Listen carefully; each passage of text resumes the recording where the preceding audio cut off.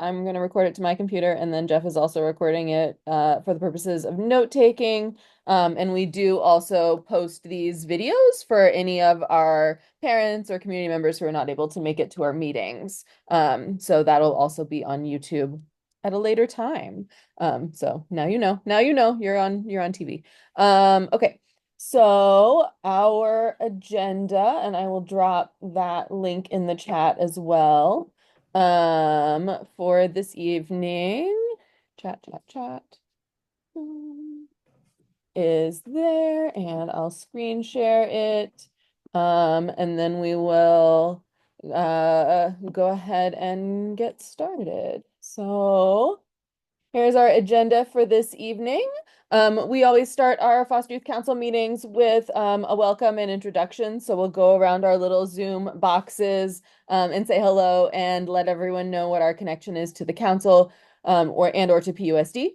And then this evening we have Dr. Blanco to review her 100-day plan retouch. So this year's edition of the 100-day plan. So that will be awesome. And then Jeff, did you have minutes for us to approve from last month, or are we going to do that next time? We will do that next time. We will do that next time. So we will adjust our agenda and push all of our minutes to our November meeting. Then we always hold time in our meetings to address any issues of concern to caregivers on the call. So if we have folks who are currently supporting youth and foster care, and they have any personal issues that we can help connect them with resources, we're happy to do that. And then we'll receive updates from all of our PUSD team and from our partners who are supporting our school sites. We have a brief presentation just reviewing some of the rights and responsibilities around school discipline and our foster youth. I have some legislative updates because our legislative session just ended at the end of last month. So we have some new laws and rules and etc. And announcements. So that will be our meeting for this evening. Let's jump back into introductions. Let me get so I can see everybody. Hi, I am Lily Bartenstein. I'll start and then I'll tag someone around the room. I am a parent of a 12th grader at PHS who is former foster youth. I adopted him last year, and I have been the chair of this committee for about 2.5, 3 years. And that is my relationship to this whole project. So thank you. Let's tag Kristen because she's our new co-chair. Hi, excuse me. Hi, I'm Kristen Cooper. I live in Pasadena. I don't currently have any children in the district, but I am the new co-chair and I'm a special education and disability advocate professionally. Awesome. Thank you so much for being here. And for taking on the co-chairship. And then we have Jeff Albert, who's our secretary. Jeff? Hi, everybody. Jeff Albert. I am with Collaborate Pasadena and a community partner and a former parent of a former PUSD student and spouse to a current PUSD employee. And glad to be here, and I will try to be a good secretary. We have all the AI robots here to help you, so it's going to be so good. We've got all our AI robots just going at it. Adriana. Oh, we can't hear you. It may have a wrong microphone. Still can't hear you. You can type in the chat if it isn't working. Yeah. Thank you for being here, Adriana. Marco? Hi, yes, thank you. My name is Marco Calderon. I shamelessly listed my website there, friendsla.org. I was invited or connected to this council by Jeff, so throwing Jeff under the bus right away. Thanks, I Jeff. am a program director for a program called Friends of the Children. It's a national organization. We have four offices here in LA. We just opened one in Pasadena. So we will be working with Pasadena Unified School District students, and we work with foster children. So happy to be here and just get to know everybody. Awesome. Thank you so much. Cynthia? Hey everyone, my name is Cynthia. I'm Program Manager for College Access Plan, also known as CAPS. Awesome, thank you. Mr. Bravo Karimi? Hi, everybody. I'm Saman Bravo Karimi, CBO at Pasadena Unified School District. Good to be with you all. Thank you. Angie? Hi, everyone. My name is Angie Franklin, and I am a parent of a special education high school student at Blair High School. Professionally, I am an administrator at a short-term residential treatment facility for foster youth. So thank you for having me, and I'm happy to be here. Thank you. Mr. Stanley? Hi, good evening, everyone. I'm Brian Stanley. I work in a Student Wellness and Support Services Department, oversee child welfare and attendance, as well as youth and foster care. Thanks for being here. Dr. Blanco? Good evening. I'm Elizabeth Blanco, the superintendent for PUSD. Thanks so much for coming tonight, Dr. Blanco. Angela? Hi. Oh, we lost you as soon as you started talking. Can you start again? Can you hear me now? Yes. Oh, okay, perfect. Angela Mendoza, Student Services Transition Specialist for the Youth and Foster Care team. So I work with Mr. Stanley and as well as a colleague who's not here right now, who's not able to make it, but James Russell. He is our Youth and Foster Care Specialist. Awesome. Thank you. Jennifer Hawley.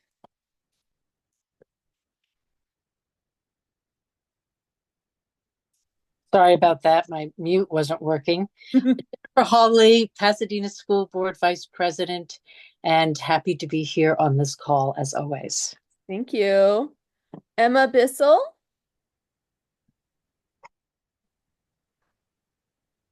Yeah, hello everyone. I'm Emma Bissell. I work for CYFC, the Children, Youth, and Family Collaborative. I'm currently at Pasadena High, John Muir, as well as Rose City. I'm just here to see how I can help out and get in the know. Thank you. Thank you. And then I have Maria Montoya.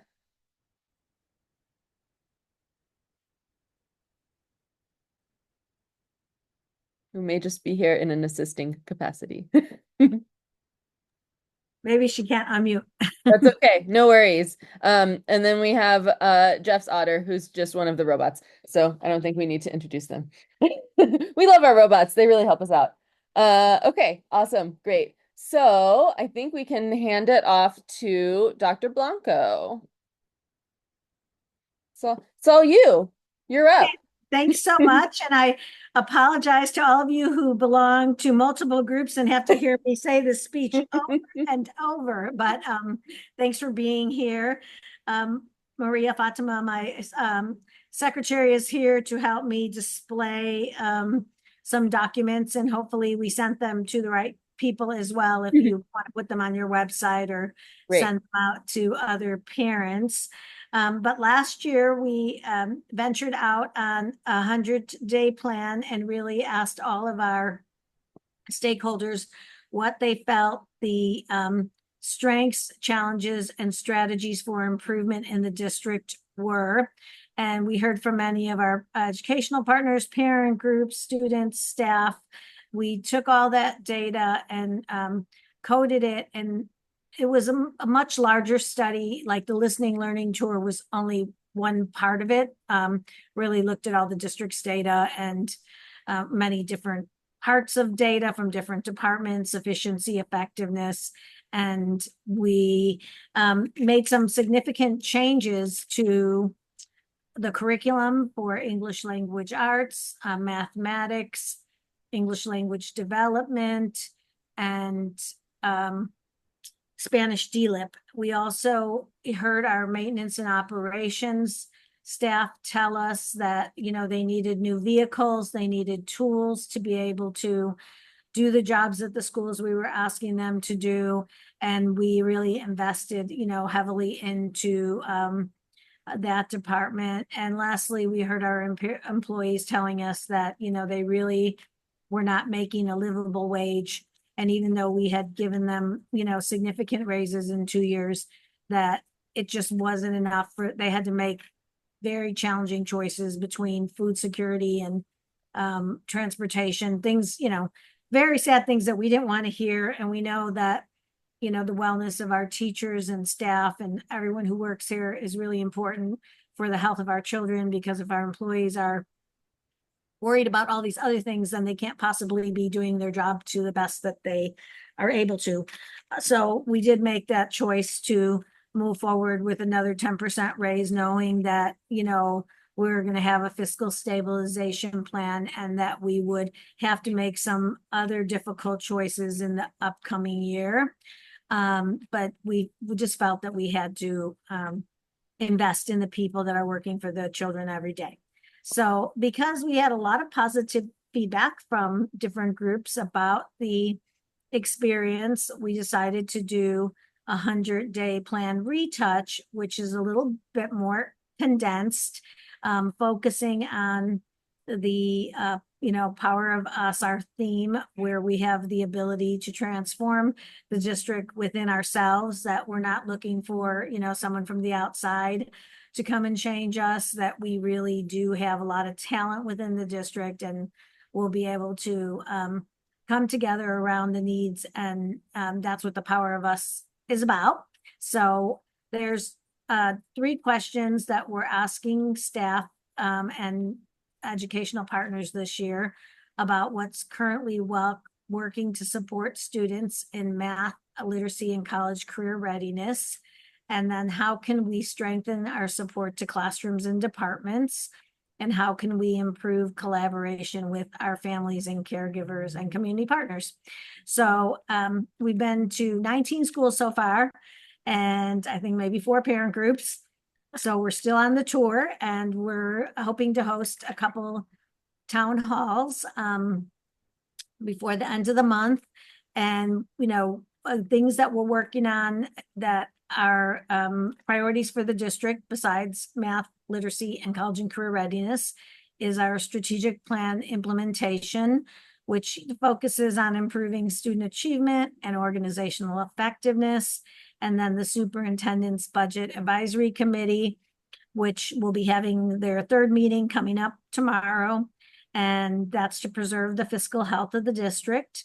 And then revenue enhancement opportunities, which include asset management planning, how we use our properties to really benefit the school district in terms of leases and sharing and charters and all the things that are going on our 11 closed properties, and then our bond and parcel tax. So Mr. Bravo Karimi is here, and if you would allow him, he could give us a little briefing about the bond and parcel tax.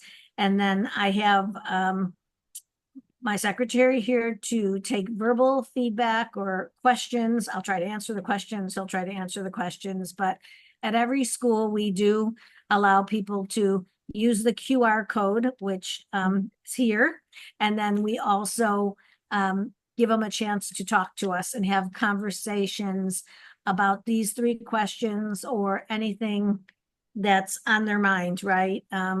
So just to give you a flavor of what we've heard this year so far is that everybody loves the new curriculum, but it's a lot of pieces and parts, and they want more professional development. In terms of special education, they really want to see, a reorganizations and services aligned to be able to support students in a stronger way. We've heard some feedback about Chromebooks, right? And it seems like children are breaking them faster than we can buy them, but that is something that we really do need to work on. We're going to be doing a new refresh again soon.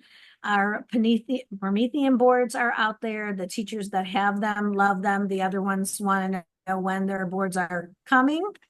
And they, the microphones for the voice amplifiers are really helpful to teachers, especially in dual immersion classes, where they're saying things in multiple languages. So the feedback has been very positive, a different, I guess I would say, launch than, last year where people were still worried a lot about like their financial situations and the materials they had. We could always improve. So we do try to, if there's something we could do on the spot, come back and, get something fixed right away, we do that. If some things are longer term goals, like the adoption of the curriculum, we had to pilot it and, work on that before we could change that last year for the upcoming year. So people love their wellness teachers and their coaches, worried about the financial things that might happen to, some of the programs. And so we're just trying to focus on like maybe how we do things in a different way, as opposed to say things have to go away. And I'm very hopeful about the asset management opportunities that we do have. We're building staff housing. So there's a lot of excitement about that, and clearing up some of the misunderstandings about we're not going into the housing business and stopping academics.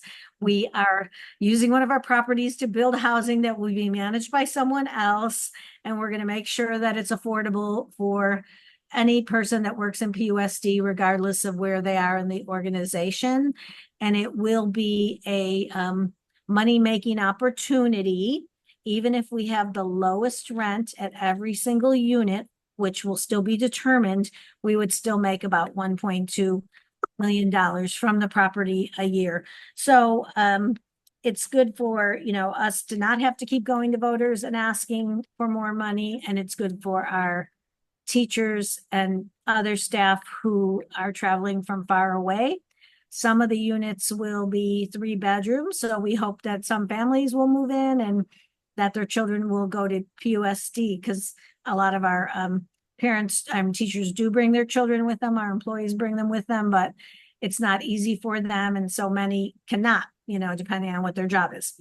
So with that, is it okay if I turn it over to Mr. Bravo? Yeah, okay. We do have a couple more minutes, so that would be. Thanks, Dr. Blanco. And I'll also apologize for folks who have already seen this presentation, but I'll go rather quickly because there are materials on our website that I'll also give you a URL for where you can access those.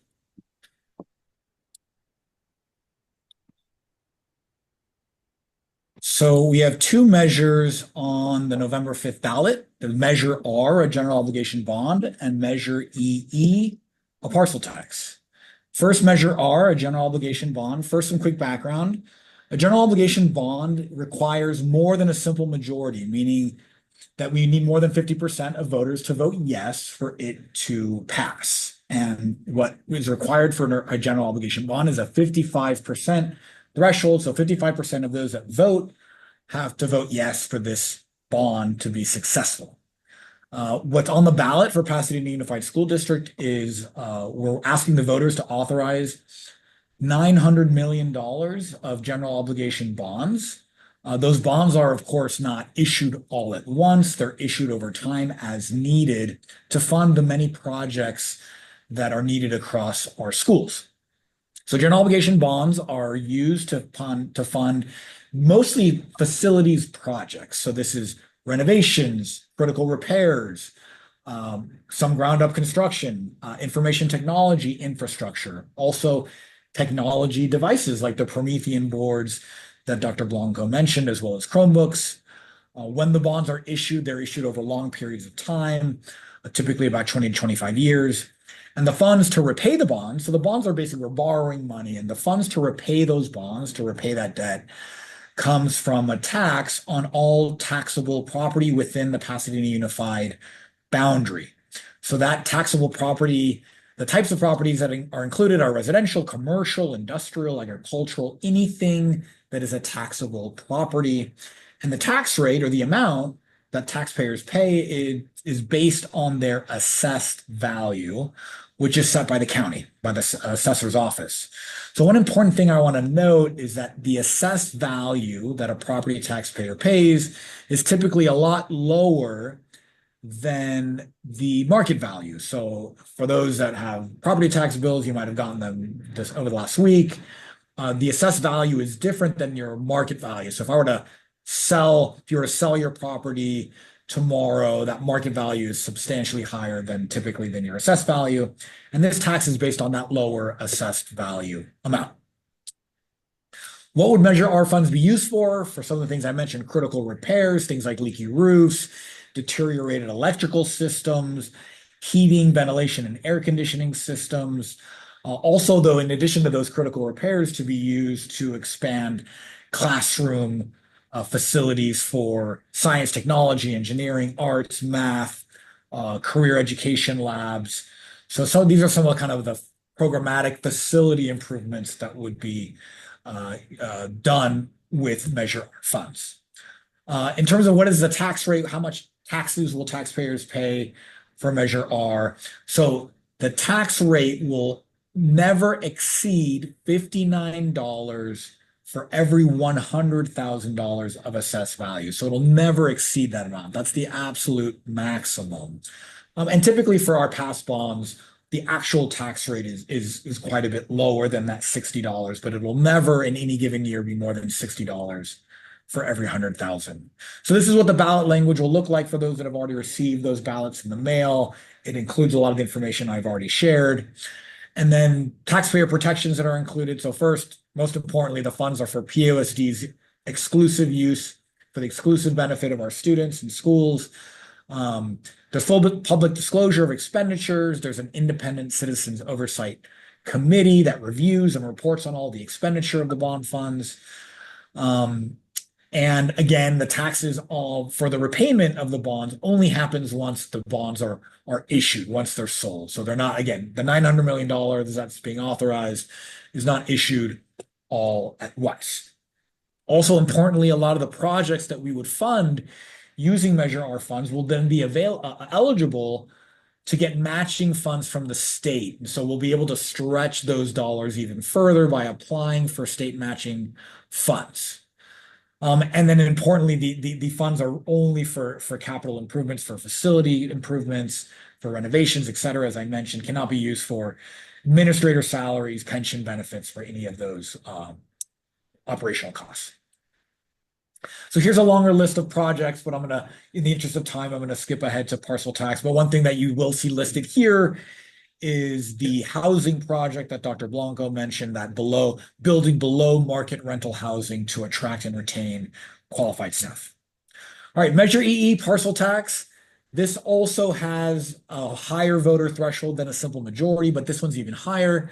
Parcel tax requires a 2/3 vote for it to be approved. So 2/3 of voters need to vote yes for the parcel tax to pass.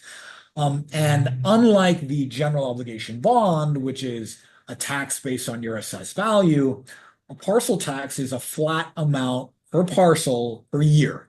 And for PUSD, what we're asking voters to approve is a $90 per parcel tax, $90 per year for an 8-year period. So it's $90 per year per parcel for 8 years. So parcel tax, what we can spend the money on is a lot more flexible. So it has that higher voter threshold, that's 2/3 voter threshold, but it can be used for educational programs, for staff, for compensation, for positions. It can be used for really any educational purpose. And again, the funds come on that fixed tax on all parcels. Again, it's only on taxable parcels, taxable properties, which again includes residential, commercial, agricultural, industrial, all within the district's boundaries. And after 8 years, it expires. And so it cannot be renewed without a new voter approval. So it is time bound, it's for 8 years. But what we've seen at a lot of the neighboring districts that do have parcel tax, we're one of the few, if not the only one kind of in our general area that does not have a parcel tax, is that once the first parcel tax is approved, often subsequent parcel taxes are approved because the public sees all of the uses of those funds and how they're used to maintain a lot of the important programs that we have for our students.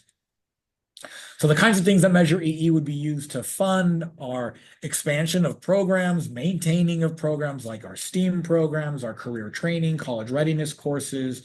They can be used to provide competitive wages for our valued employees, to hire staff like counselors and mental health professionals. And again, it's $90 per parcel per year for 8 years. So here's the ballot language. I'm not going to read all of it because it is in your ballots that you've received likely in the mail in the last week. And I'm going to end on just the taxpayer protections. Again, the funds are for PUSD's exclusive use and benefit, full public disclosure of all expenditures, and homeowners age 65 years or older can apply for an exemption from the parcel tax. Here's some of the projects. I mentioned these, kind of the uses of the funds. And I'll just conclude with that due to the limited state funding, passing these measures secures a dedicated source of local funding to make renovations and improvements, as well as to maintain and expand programs at Pasadena Unified School District. Here is the URL that I mentioned before, pusd.us/measures 2024. And here you'll be able to access this presentation, FAQ documents, a lot of different materials that are helpful as you're speaking to your neighbors, fellow parents, interested members of the community who are interested in finding more information about these two measures. It's all factual information. And I'll just end with, please vote. I can't say vote yes, but I'll say please do vote on November 5th for all the different important things on the ballot on November 5th. And I don't know if we have time for questions, comments, compliments. We do a couple minutes if anyone has questions. Anyone have anything that they, need us to address? Well, we're either really boring or you love us. I do have a question, Ms. Blanco. Can you elaborate a little bit on what the intention is for special education and how those funds will be used as it relates to the special education department? Sure. So right now we're in a reorganization of the department in terms of looking at a model that I've seen in New York, where there is a program side of the house in the department where they really focus on building high quality programs. We're starting with building a program for children with autism that has some very specialized strategies and training for the teachers. And then, we have obviously 13 eligibilities. We have to serve them all, but we would like to be a model program for all of them, and doing, the best job that we can with the research-based practices around the country. And then the other side of the house, we led by another director that's going to focus on SELPA, the compliance, and IEP adherence and the reports that we have to do, because what we were seeing is that everybody was, no matter how many people we put into the department, they were all getting absorbed and doing the same job. And then the parts of professional development and program development were not being able to be achieved because they would be really overwhelmed with just a compliance job. And I think having that kind of support on both sides will make a difference, right? And so that's one of the changes that we are making. We are also moving the department. Well, we moved the department back under the supervision of the chief academic officer, so they'll be more integrated with academics. There was a benefit, I think, to having the person report directly to the superintendent, and that there was a direct line of communication, but I feel I can do that in other ways. And I have a lot of expertise in the field of special education, and having the team be part of the academics team, I think, is much more important for inclusive practices and just in general for the people working in the department to have a coherent system. So those are a couple of the changes that we're making. Specifically, like with bond money, we will be doing all of our ADA upgrades when we modernize buildings. Madison being a good example. I don't know if anyone's ever tried to get into Madison, but it's not really accessible. Even our students with disabilities that attend have to go around kind of through the back way because the front stairs doesn't have ramps or anything like that. So those are some other changes that will come out of the building modifications. And then in terms of the parcel tax, our teachers, we treat all of our teachers the same, right? So any benefits to classroom teachers that we get out of the general fund, including compensation, would also be the same for teachers that are working with students that have special needs. So I don't know if I answered the question, but no, you did. Thank you very much. And I just wanted to add really quickly that my son is currently, participating in that pilot program at Blair High School with Mr. Bruno. He is on the spectrum. And I just want to say that I am very excited about what's to come in these first 5 or 6 weeks of the school year. I have already seen a tremendous change in my son and his confidence and the independent instruction that he is receiving is really amazing. So I'm really looking forward to the district building on this program and other programs, because for so long our children on the spectrum have kind of gotten lost in special education. But overall, I think that's great.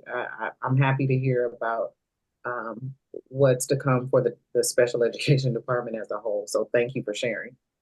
We have 3 new coordinators that were, 2 started already in the process of onboarding, and then another is going to start within the next week or so. And they come with a lot of experiences from other districts. So it's always good to have like a match, of people that come with new experiences, and then the experience of the people who have been in the district. So we're excited about, the possibilities for the department. I also have a child with a disability, and I understand what parents, go through in navigating an educational system.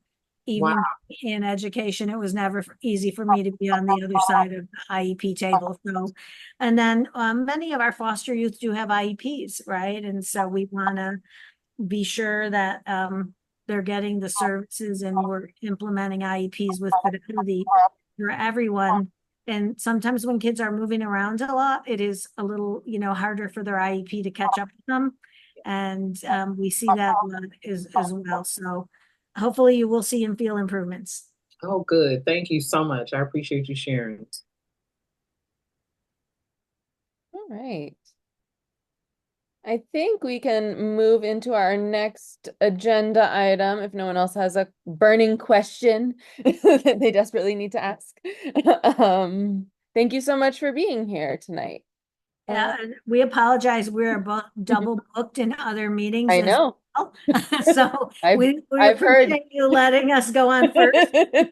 No worries. We can come back anytime. Tag. Thank you. Bye-bye. Thank you. Okay. Our next item on our agenda is any issues of concern for caregivers. I don't know if we have any caregivers on the call. I think I don't see anyone, and I don't remember anyone in our round robin at the beginning.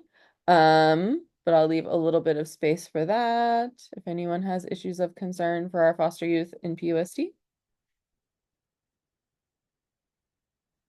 All right, let's get our updates from the youth and foster care team. Mr. Stanley, what's up? Hi, good evening. I know. Well, I'm glad Dr. Blanco did share updates for the special education department. I was a little worried I was going to have to do that because I don't see a rep here for tonight. So I got an email from Eric that I missed right at the beginning of the meeting, so I replied with a link to him. But if someone else, if Angela wanted to see if she could get a hold of him while you're speaking, maybe we could pull him back in. Oh, very good. Thanks for that. Yeah, I didn't check emails, so I'm glad you did. Yeah. Yeah, so I know there's some requests for information to bring back to this meeting, which I have, and I see on the agenda we have some items here that are wish to discuss. So I think we'll start with, first of all, I think it was the last meeting there was a request for to know how many of our youth and foster care students have IEPs and how many of those students are placed in the CARE program. So I wanted to bring those numbers back tonight. So currently, as we stand, we track youth in foster care in different ways. We track open cases. We track students with closed cases. We look at King Gap. So I'm just going to talk to open DCFS cases right now. So currently we have 95 students with open cases. Okay. 55 of those students have IEPs, which is tremendous. Mm-hmm. And out of those 55 students, 13 of those students are placed in the care program. Okay. Yeah. So, we obviously collaborate with the special education department quite a bit. I'm very glad that we've been able to fill some open positions and make sure the momentum we've gained over this time is carried forward. So I do see here, so for site level contact information, number 1 here on the agenda. Mm-hmm. So we're waiting for 2 more sites to get back to us, but currently we're in the process of putting those names and contacts on the Youth in Foster Care website. Angela's been working very hard to update that website. She's asked for input from the Foster Youth Advisory Council, and for those using the website, that we can actually. And we can take a look at that after you speak. We can screen share the work in progress. Yes. So that anyone else can provide some feedback besides me. So we're in the process of getting those contact information from the school sites on the website, and just so for background information. So we did ask the school sites to select one person at their site who will be a point of contact for families and caregivers of foster youth. And so are these also the school counselors, or are these a different set of advocates the way we've had advocates in the past? So it's not the same advocates as it was in the past, right? So funding has changed. So we're not able to fund those positions the way that we did before. But we did ask the sites to select one person to be the point of contact. Okay. On the school site, yes. And then we will also have counselors that are identified to target our foster youth or at our secondary sites. Yes, so it's 2-part. Yeah, it's 2 parts. So, separate group of contacts. yes. Great. So and then so we did ask the secondary principals to select a counselor to be the main point of contact at the secondary schools as well. And just so you know, I did after receiving feedback around issues regarding AB 216, I have been I was actually with counselors today. I'm actually on the monthly counselor meeting agendas now. And so we did have those discussions around AB 216 today. And honestly, it's been a few years that we've had a centralized foster youth counselor that went to the different high schools. Many years that was the structure. Yeah. So currently that's, we did not have that this year, but we're working with the counselors to ensure that at the school sites where this work does live, this work does not live in the PUSD central office. This work lives at the school sites. And so our job is to really connect with the school sites and make sure that they're servicing our foster youth at the best of their abilities. So that's our goal for this year. So to answer your question is yes, the high schools have identified a counselor, which will publish that as well. And then we're working with training the counselors as well. So okay. So can I jump in? I don't want to put Cynthia on the spot, but I was talking to Dr. Reynoso yesterday and I said, what if we made CAP mandatory for every foster youth? Because CAP is not mandatory, but they provide great services for students who elect to go. And she said that would be a fantastic idea. And so I am writing to Mo to talk to her about that. And Cynthia, I don't know if you can answer right now or not, but my thought is if we have a targeted person, right, that, of your team that's already there, and we, create the vehicle for foster youth to get to your team and get support. Because I was asking her what were some of the services that the counselor used to do. And it's exactly the services that CAP provides. And I also think, that would give us a greater vehicle for looking for grants and support for CAP too. But I haven't discussed it with Mo, but I see that Jeff is shaking his head too. So maybe if we all convince her, but I do think the service is open to them now, right? But they just might not know that service is there for them. Well, I think it's also about facilitating a connection with caregivers and educational rights holders who may not be close by. So if they're living in an STRTP and they don't have an ed rights holder who's in the district, then they may not have an adult who's pushing or coordinating that access. So I think that would be very, very helpful for us. I think that that's something that I've noticed that our foster youth counselor was really great about doing, was making sure that it was not just going to my kid, but also going to the adults responsible, right? Oh, and we do have, our community advocates and community liaisons at every school. And I think we could make it a joint effort, but sorry to interrupt you, Mr. Stan, but that was just a conversation I had with Dr. Reynoso yesterday, because I attended the CAP event and then I just started thinking about this. So I'm so glad to see Cynthia here too. And I actually wanted to add to that. So when I was a program coordinator for CAP, like the past 2 years, I actually worked closely with the CARE program and with Mr. Kubiak, where I would do monthly visits to provide financial aid, safety support, and community college career exploration support. So that's definitely something I'm familiar with. And I would love to continue doing that work. So if that's a possibility, please update me on those conversations with Mo. You definitely have my support on that.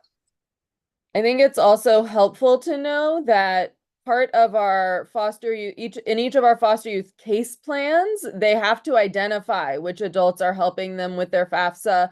So if we coordinate through their social workers as well, then we're not duplicating services that they're additional, that are being provided in other ways. I know my kid loves a form, no. So if he has to do a form more than once, he's not going to have it. So I think that Mo said yes, we're in. So that's okay, good, because I texted her. And would that also extend to, I know Mr. Stanley was talking about some of our additional, our closed cases and our KinGap students. I think it would be really great if that's something we can prioritize extending to those students. I know a lot of our resources and programs, because those students don't fall under the LCFF definitions, can be harder to include all of those groups.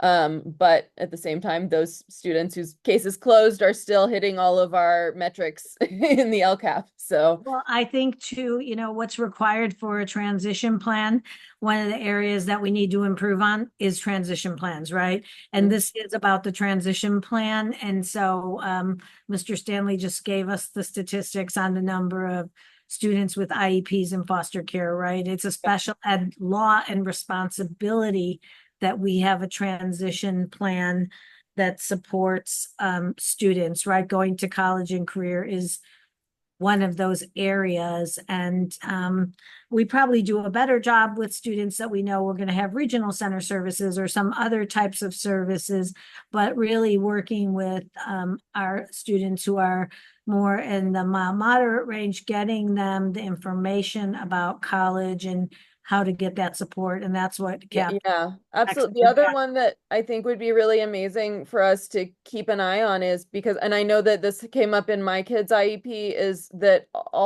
more of our special education students have access to workability than just the kids in the PALS program. But our sites don't necessarily know that, and our families don't necessarily know that. And that can be a really great opportunity for supportive employment for our kids while they're still in school with us. And we can work on that as well, because, we used to have a person just dedicated to workability, and I'm not sure, and I'll have to take a look at the org chart. Where we are these days. Where that person is. I know that Ms. Monroe is working with the MUD severe population and the PALS population, but you're right. Like when workability first started, it really did focus on other populations and then kind of moved towards that one. And it seems like the focus has maybe shifted a little.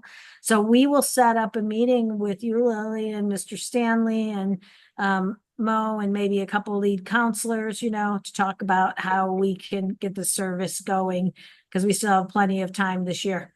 Awesome. Thank you.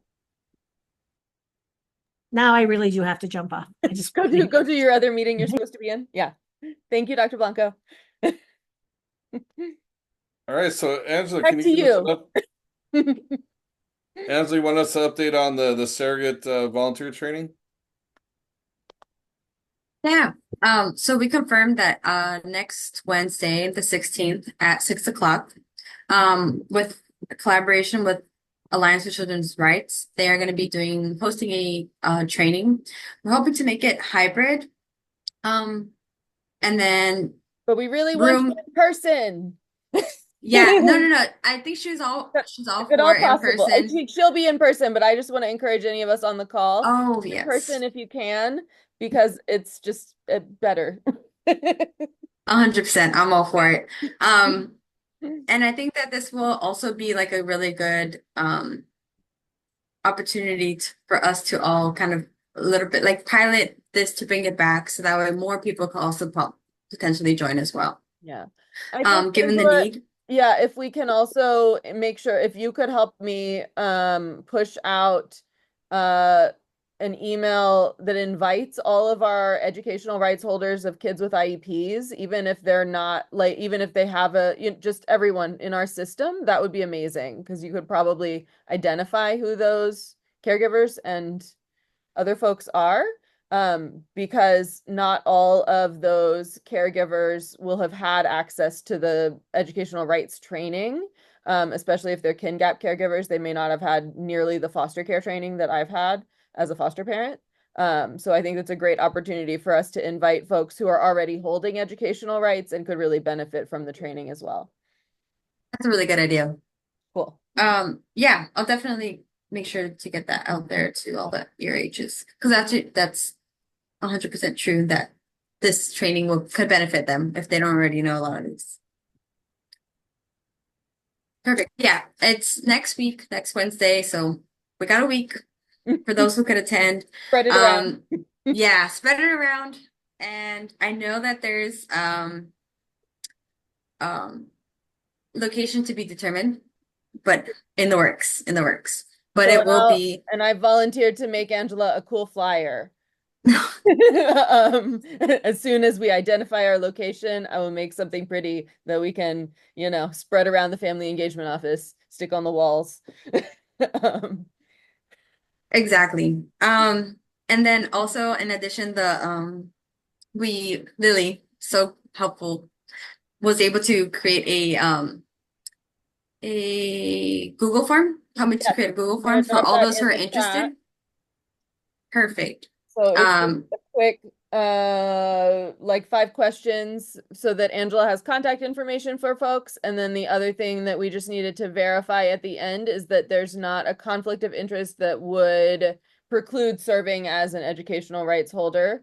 And so that's something we'll have to do that more in detail later, but because I'm sure there will be an actual like volunteer intake form. But this is just to sort of give us a sense of who's attending our training, and give Angela a contact list for all of us. Yes, because we do have to get them connected with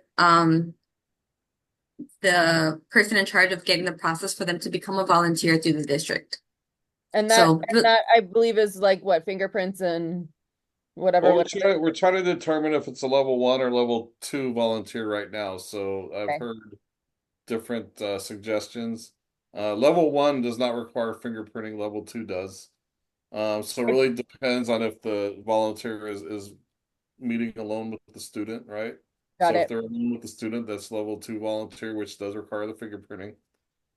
So I would guess that's where we're probably gonna want to be. So especially because that also would cover that education, like it would cover the district if that ed rights holder were to visit the student at their home or wherever else that's not part of I agree, and part of the requirement is that they meet with the student before any IEP or anything like that, so that they, because it is about being an advocate for the student, right? Exactly. So it's hard to meet with a student in front of staff members. right. So I think I agree with that, but I think we're working with our Office of Family Engagement right now to kind of finalize that process. Great.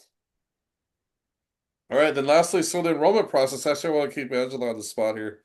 She's been working. So yeah, since there were some concerns brought up in our last meeting around enrollment, Angela's been working very hard to work with the Office of Enrollment as well as special education and really develop a process. And I think we're seeing a lot of, I mean, we're seeing enrollments pretty, students enroll fairly quickly now.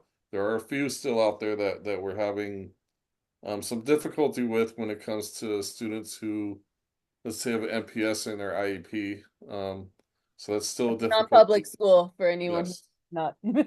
Yes. It can be But a for the it can be most a part, tricky placement to find if we don't already have them connected to a site. yes. But for the most part, I think the enrollments are when we talk about immediate enrollment, I think we're just about there for a good 90% of our students. First and foremost, we have the enrollment on the Youth and Foster Care webpage. We have the enrollment link right on there now. We're working with Office and I don't know, Angie or Angela, you want to just talk a little bit about that? Thank you. Yeah, of course. So I've been working, team has been working really well with Office of Enrollment, special education, and also the IT to see how we could better this process. So that way we're all on the same page of meeting with the counselors and also going to be meeting with the registers to also make sure that this all gets that we get notified when a new student is coming in, but also that they have all the paperwork and everything. So one of the main steps is on our page is to now we have it so that way everybody notifies Annie. So Annie is someone from Office of Enrollment who helps us with our immediate enrollments. So that is now all being reflected. Screen shared. Yes. Perfect. So now that's being reflected on there. Annie's going to be the go-to person, myself included. We have, sorry, Lily, if you don't mind going a little down. We have all our contact information, but as well as the contact youth and foster care team. We have a group, like a team email. So at any point, if there's any concerns, you could email that. You could email fosteryouth@PUSD, and then that will reach the team, and we could kind of go from there. But Annie would be your first to get all the proper forms and make sure that to assist with enrollment. Great. Would it be possible to list the whole phone number, not just the extension, for when I'm trying to call you? Sure. I think that would be awesome. And if we could also have phone numbers for any of these people who have a phone number that we could call them. I'm a foster parent. I have to call people on the phone all the time. Perfect. Yeah. I also answer all unknown numbers, which is delightful. These are things for a foster parent. Definitely. I want to say this one right here. I was working with our webmaster, who's great. Has been very, very patient with me constantly asking him can we do this? Can we do that? Yep. So right here, the list of advocates, unfortunately, somehow got added to every single little tab that I have. But I wanted to get feedback if we like how it looks right there on the main page, or if we scroll up a little bit, Lily, I'm so sorry. Fine. If we scroll up, we also have it as there you go. We also have it as a tab as well. I would leave it in both of those spots. That doesn't make me bad because right now it's currently unfortunately on all the tabs. We're gonna work on that, the little kink, but the resources was something that I'm trying to work with to make sure that that's on there. But also I wanted to get a little preview. So I told them, I said, first, I just need the advocates. And then we could kind of go from there to put a little preview of say a toolkit and then a little picture of it. So it kind of looks as user friendly as you would see on the current PUSD main page for the news. Yep. It's a box and a little picture, a little preview. So when you click on it, yeah. So yeah. In the works, open to any ideas. So if anybody has any ideas, please feel free to let me know. This is one of the many updates we're hoping to do. And as things go along, we could add more or take off as we see needed. Awesome. Great. I just want to add, going back to enrollment. So I think, a big part of what occurs after the Office of Enrollment is contacted is, they reach out to Angela, notifies her. And at that point, she's collecting documents from all over the place. And within 1 or 2 days, arranging a best interest determination. Our goal is for every student coming in to hold the best interest determination for that student, to really make sure that we're providing the best possible placement for the needs of the child. And I think, that process is, last year, we had the triage process for students coming from STRPs. The students who were not in STRP but enrolling in PUSD, those students they really were just placed based on availability in a school. Yep. They were neighborhood school kids, or yeah. Is hold a best interest determination for every single or wait until the special ed department gets around to your IEP evaluation kids, was my experience at least. Right. So and Angela is coordinating with special education for students that have that come in with IEPs.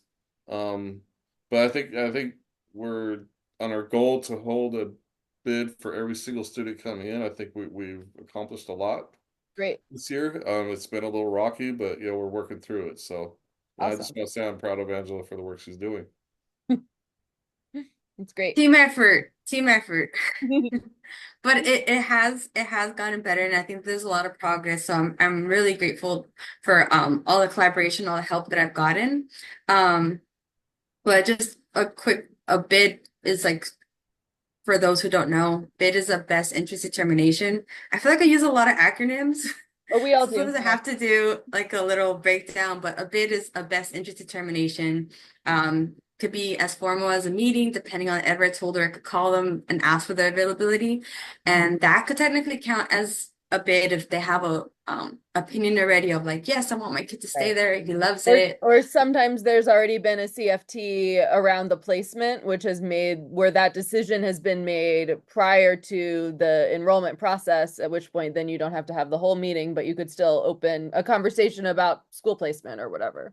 Yes, but I think that the important part for like a bid to be held, it needs to be with the foster youth liaison or the designee, which in this case would be me, to be able to hear that directly from them of what is it that you want, but also to offer of like, we could have a formal meeting to discuss of like transportation. Is this in the best interest? Like, do you want to hear from feedback from school or how he's currently doing? So those are the kind of the important parts that we're working on to make sure that the student gets it when they're entering and exiting. So a little bit of a breakdown. And I know what would have been helpful for me, at least as a parent new to the district, new to being a parent and new to the district, was like having a sense of what programs are at what schools or what opportunities might best match to the particular child who was coming into my home.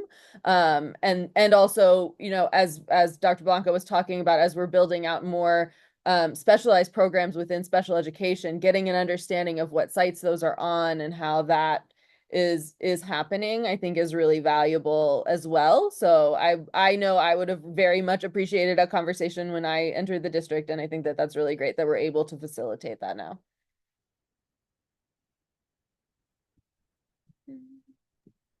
All right, I think that's it. That's it. That's all your agenda items. Yes. Awesome. Thank you. Hey, Lily, I have a quick question. Yes, ma'am. Excuse me. I was really curious. Excuse me.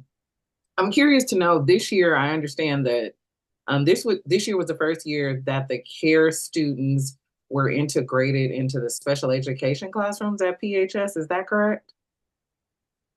They have a separate classroom, the CARE program classroom, and then my understanding is they can spend some parts of their day in mainstream or other classrooms on that campus, depending on their needs and their IEP. But they do have a separate classroom for the CARE program that's like a self-contained situation. Is that right, Mr. Trejo? That is correct. So I think 20 to 30% of their day, they are to go into a gen ed class. Okay, I was just curious how that was working out because sometimes special ed can just be a dumping ground for like students without really kind of evaluating what their special education needs were or are. So I was just curious how those care students were, how they were upholding, um, being integrated into those classrooms, into those SPED classrooms.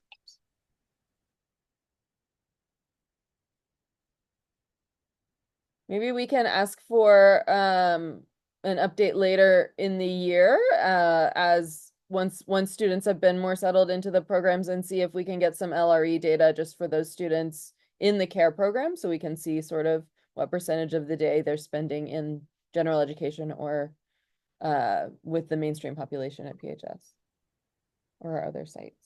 So I can make a note. Thank you.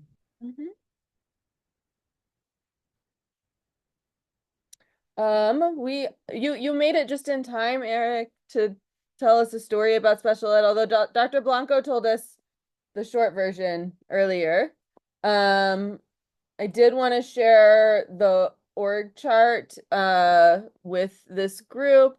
I know any of us who are in the SPED list have received this through a SMORE, but I'm going to add it into our stuff as well.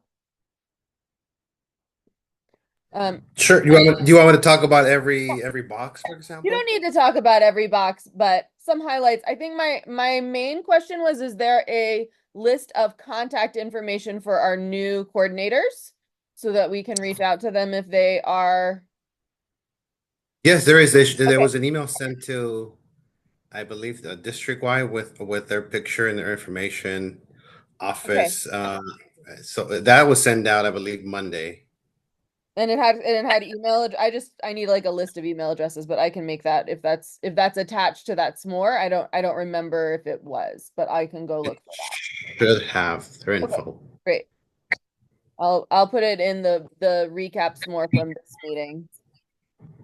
My one question was, because we are working on our program within the youth and foster care team, if this surrogates is something that if they can coordinate with our surrogate educational rights training program, or if that's the plan or idea.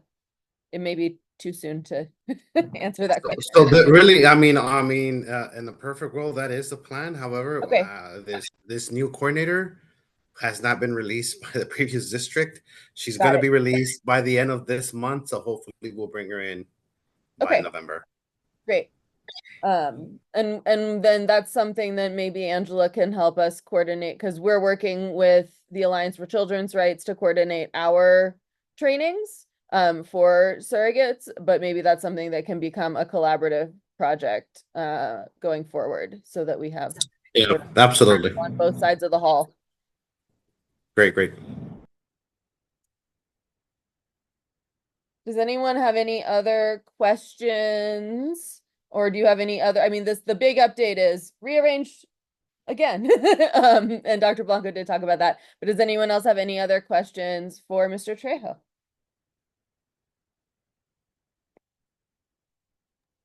I'm just very glad we see the CARE program as well as the non-public schools under Mr. Trejo, who's been an excellent collaborator, and very looking forward to collaborating in the future now. I'm happy about this. Great. Awesome. Okay. I'm going to go find my agenda. Let me unbury it from the many tabs on my screen. We always keep our PALS program on our agenda, but I don't know if we have anyone with us from PALS today. But if anyone has any fun events from PALS, you can drop them in the chat for us. Do we have any updates from either CYFC or LACO on how those programs are going so far this year? Yeah. Awesome. Yeah, I'm Emma. I'm from CYFC. I'd love to give you all a little update. That'd be great. I'm working with a bunch of the students at PHS and Mirror, as well as Rose City. I've had the most luck working with people at Rose City. I don't know why. I guess I just seem to connect over there. Yeah, and I just wanted to make it clear that I'm available to help for students. So if anybody here has students at either Rose City or John Muir or Pasadena High School, I would love to help out. And a lot of times I'll talk to the students and I'll give them like an enrollment form or something. And it's kind of like pulling teeth to try to get them to get that enrollment form. So I like just reaching out directly to the parents. Yeah, that's my update. I'd love to leave my email if anybody wants to contact me. That would be great. And and I can even help out with students who aren't foster youth as well. Okay, cool. Angela, if you can, it would be great to add the contact information if we have it from our partners with CIYFC to either our resources for caregivers page, maybe some information about their program or how to get in touch for folks who might be interested in that and could find it through that avenue potentially. That might be a good thing to add to our website or one of your many pages. Awesome. Emma, thank you so much for being here. I did talk with Ms. Sincor last week and had asked if our department and CYFC so if you and Angela can connect on a weekly basis just to discuss students that you're working with and make sure that we're kind of identifying where those gaps are. I think that'd be really appreciated. Great. Awesome. Yeah, I'd like to do that. I got to work a little bit with Angela last year, although I worked with John Cabrera a little bit more. But Angela really is the nicest person in the world. So yeah, I'd love to just once a week, just send her an email and say, hey, I'm talking to these students or this student I haven't seen for a week or something. If you know anything, yeah, that sounds lovely. I'll make sure to text her or message her. Awesome. Thank you. Cool.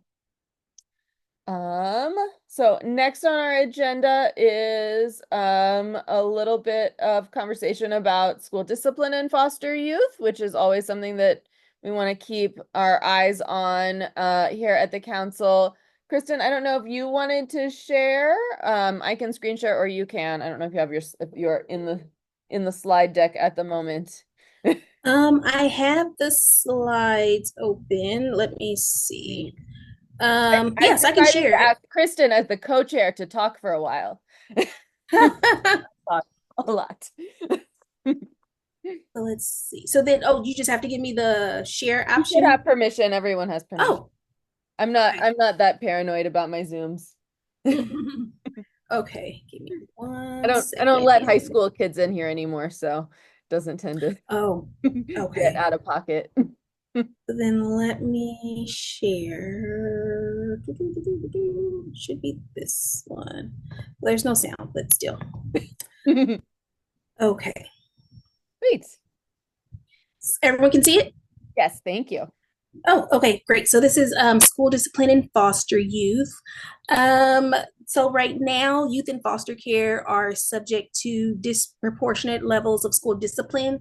Right now, the rate in California, as far as suspension is concerned, is 12.6% compared to the statewide average of 3.2%. Of course, when race was added into the equation, the disproportionality increased substantially, with African American students in foster care being at 19.1. And the youth in foster care, of course, they face high rates of discipline for a variety of reasons: unmet special education needs, mental health and social emotional needs caused by the trauma and everything that they've experienced, like when you go through their ACEs, and of course racial bias. Let's see. So here is the let's see. So this is PUSD 2019 to 2014. And it looks like the suspension rate for the entire district for last school year was 2.95. Yep. It's improved pretty significantly, but we're still in a it's still there. Disproportionality for our kids in foster care. Right, because with foster care, it's at 17.89. So it's better, but it could be even better than what it is now. So that leads to, of course, kids get suspended. We know it happens and everything, but there is a bill, AB 740. It was introduced in 2021 due to the low academic outcomes and higher rates of school discipline that foster youth were facing compared to their peers. So the data reveals that students in foster care are suspended at over 300% more than the statewide average, which in turn, of course, affects their attendance. They're missing class time, they're not doing assignments, and it's just an ongoing cycle. So with the passing of AB 740, as of January of last year, LEAs are required to provide written notification to a minor's educational rights holder, their attorney, the county social worker, and the tribal social worker, if there is one. So they are supposed to receive notification in 5 instances. So it is the suspension notice, an expulsion notice, a manifestation determination notice, an involuntary transfer notice, and any other documents and related information. So every time any of our kids in foster care encounter one of these situations, all of these people have to be legally, they are supposed to be notified. In the there's a system called the educational passport system, and when there is excuse me, you can view in the system, you can view the JV 535, and I'm so sorry, I had a picture of it, but basically it's the we talked about it last time, our exciting court paperwork form that identifies the ed rights holder. So that is in the EPS system, and you're able to view who exactly is the educational rights holder. It should include the attorney's information and so forth. And it is imperative to look at that document in order to stay in compliance with AB 740. And I'm so sorry that I talk really fast, but I know we are like close to our end time. I want to say this was from LACO. This is a sample document that they created. I know it's kind of small, but it has information. It's a basic one-sheeter of the student. It's the youth discipline notification form. So LACO provided this simply to guide PUSD's forms. It doesn't have to be this form specifically, but it's basically a special incident report, and you are meant to provide this information as well to the educational rights holder, the attorney, and so forth. Just a basic outline of excuse me, of the incident that took place. And I saw someone in the comments, the technical guide in the chat. Oh, okay. Oh, thank you. Like I do. I can do that if I'm not also talking. I can go find documents and drop them in, sprinkle them into the chat of the meeting. Right. So so this form, it's simply to guide the district's forms. It's not a requirement to use this exact form, but of course, having this specific information is reasonable. You're able to check mark if the person is in special ed or if they have a 504, the total days of a previous suspension, if there were any corrective actions that were used, and so forth. So again, it's a one-sheeter to explain the situation or the incident to all of the appropriate stakeholders as far as the child is concerned. Awesome. Thanks, Kristen. You're welcome. And so now it is legislative updates. I want to quickly do a couple of questions on that previous slide, just because we know that Mr. Stanley is also our coordinator around school discipline for the district. do we currently have, like, because I've not had a kid suspended, what is the current notification process? And then how do we ensure that that's extended for our foster youth? Yeah, thank you for this presentation. That's wonderful. Beautifully organized. So thank you. So I just to start off with, we're well aware of the disproportionality of suspensions for youth in foster care, as well as students in special education and our African American students, right? So we really have three student groups with higher suspension rates than our average. And youth in foster care is definitely one that we have our eye on. And to be honest, there's some very difficult situations that schools coming up with some of the schools, and they're very intense, and it's a lot to work through sometimes. But I firmly believe, and I've been saying this for a while, the key to resolving many of the discipline issues begins at school placement, right? And I think it's important that when students come in, that they're being placed in a school where they might have a connection. They're being placed in a school where there's things available to them that interest them, and also that they're being placed in a school where their academic and social emotional needs are better met. I think a lot of times in these situations that come up, we're finding that students are not necessarily in that best place. So that's why we've really, like, my goal for our youth and foster care team is really focused on enrollment for this year and ensuring that right off the bat the students get started off in a school where they have the best chance of success, right? So that's my philosophy, and that's what my goal has been for the beginning of this year, and I think we've made strides in that area. But to answer your question, so it's been a challenge to ensure compliance with AB 740 with the school sites. We have pushed that information out to school sites. We got to the point last year where I had a person in my office notify me every time a youth in foster care was suspended, so I would reach back out and make sure that they were notifying the the social worker, ed rights holder, and attorneys and so forth. So we do have You were the personal compliance machine for. So that message has been going out there, and we're getting better. I mean, it's still a work in progress, but we have our own internal form that we use. But to answer your question, is I've been notified, and I'm pushing back on the sites to make sure that notification happens. So this also, I think, links to one of the things that I know Angela is also working on, because I stopped by in her office to bother her last week, which is the continuing project of getting contact information in Aries so that we don't have to go so far to find those contacts that we need to call when it's time to call them. You'll be happy. We're making, Angela, you want to update on that as well? We've made good progress in that area. Oh, good.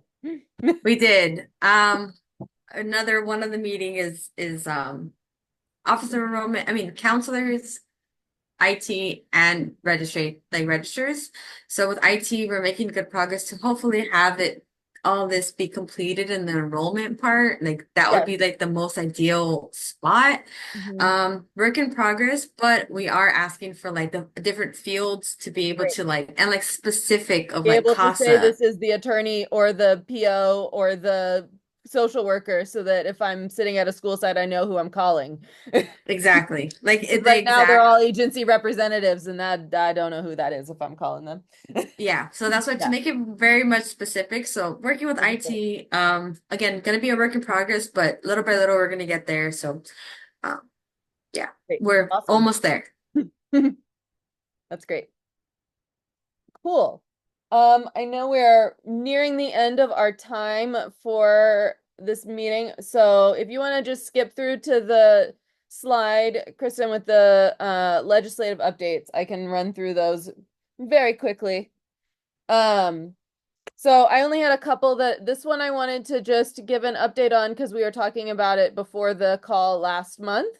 And this is around the FFA insurance crisis. So our foster family agencies are no longer going to be able to be insured as of the end of this past month, due to the high cost of litigation around sexual abuse cases that have been allowed to be open to get, like, where the statute of limitations, I believe, has been adjusted. In any case, there's not been any protection for our foster family agencies. And so that means that many of them, 90% of them, were insured by one insurance carrier. And now that insurance carrier will no longer provide that insurance. And so what that means is about 9,000, 9 or 10,000, it's in between, I think it's a little over 9,000 kids, will no longer be able to be placed in those licensed foster family homes. And those licenses will need to port to county in order to maintain placement. And this is challenging because FFAs tend to serve some of our higher needs kids. They provide additional social worker support that the county doesn't provide. And the way that this bill was passed actually kind of makes it worse in that it's reducing the requirements of portability, which means that then once those port to county, they have less stringent requirements to port back, and so it makes them even less insurable in the longer term. But I know that folks are continuing to work on this project to try and ensure, if possible, that those higher needs placements can be maintained for those kids who are in those situations. So that's that one, which is complicated and ongoing. Next slide. So this one we've talked about, I think, last spring. This one, AB 2137, allows our county offices of education to push into our school districts to provide support for some students in the way that LACO is supporting some of our students this year. Previously, the district had to demonstrate that they were unable to provide services before counties could step in, and that's no longer a requirement after this law goes into effect in January. So it just basically offers more breadth for LACO or its equivalent in other counties across the state to provide additional tutoring and supportive services without districts having to say, we absolutely can't possibly. So I think that that is a great sort of additional resource and access for our kids. Our next one, what was after that? Yes, so SB 445, which is from our own Senator Portantino, and this one we discussed at the CAC meeting as well. So this law requires the CDE to translate our IEP template, and it would be the Department of Education, not IF Education, to translate their IEP template into the 10 most commonly spoken languages.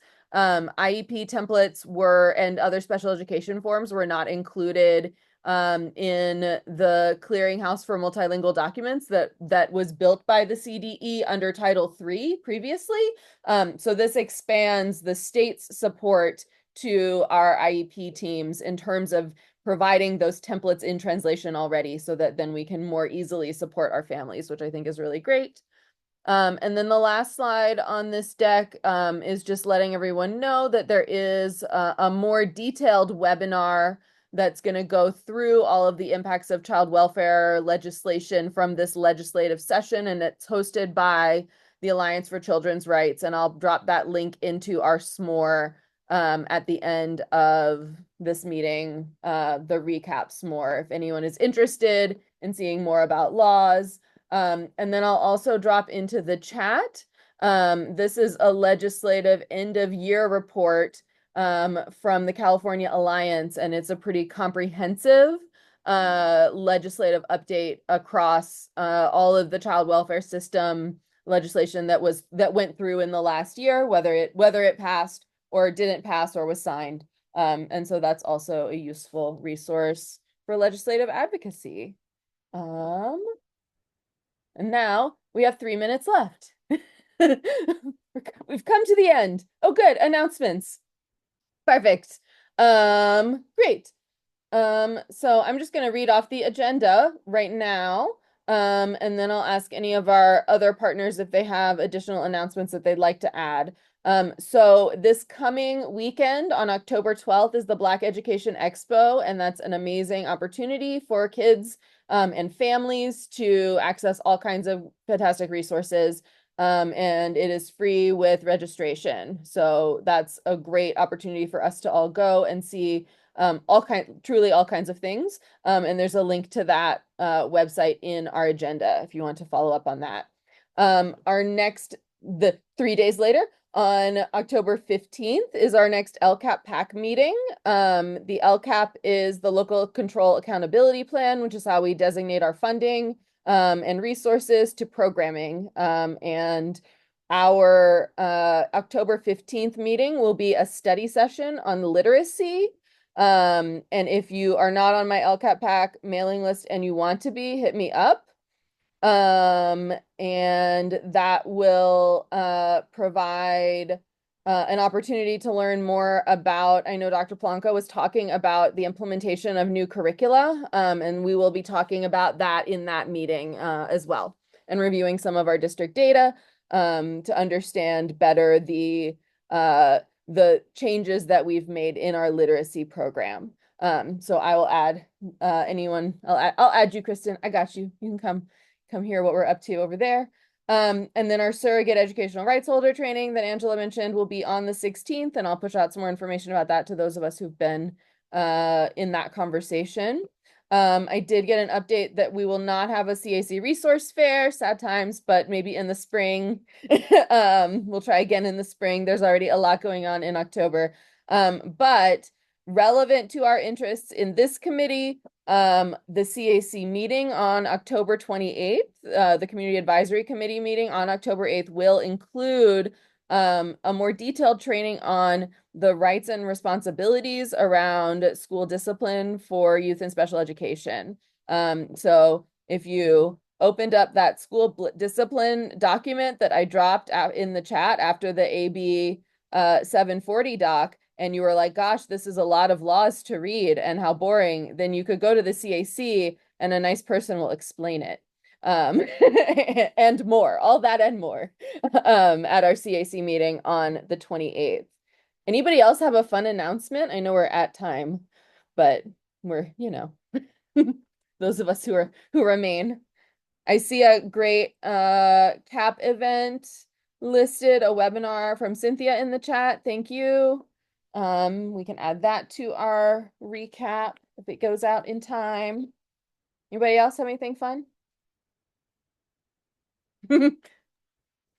Just reading about ballot measures and studying up for this upcoming election. I know that's the vibe in my brain. I just have a question. Marco, have you and Angela connected already? No. Okay, we'd love to connect with you. Yes. Can you drop your contact information in the chat, please? Sure. Awesome. Thank you. And welcome to Pasadena. Thank you so much. Awesome. All right. So I think that's it, unless anybody has a public comment. But as we are at time, we can probably adjourn. So no public comment, but I just want to make sure that we're using the same link for the following meeting. I usually just go to my calendar and the calendar has a link to the meeting. Gotcha. I will make sure there's a link in the meeting. Yeah. It's Awesome. also Thank always you. this, it's always this link, but it's also always on the agenda. So if you get lost and can find the agenda, it'll be there. But I will make sure that I update my calendar invites to include the meeting link going forward so that we All can right. Thank you. Yeah, thank sorry, you. That's sorry okay. I lost you this time around. Great. Thank you, Lily, for all that you do. Thank you. Thank you for having me. Awesome. Great meeting everybody. Yeah, great to meet you.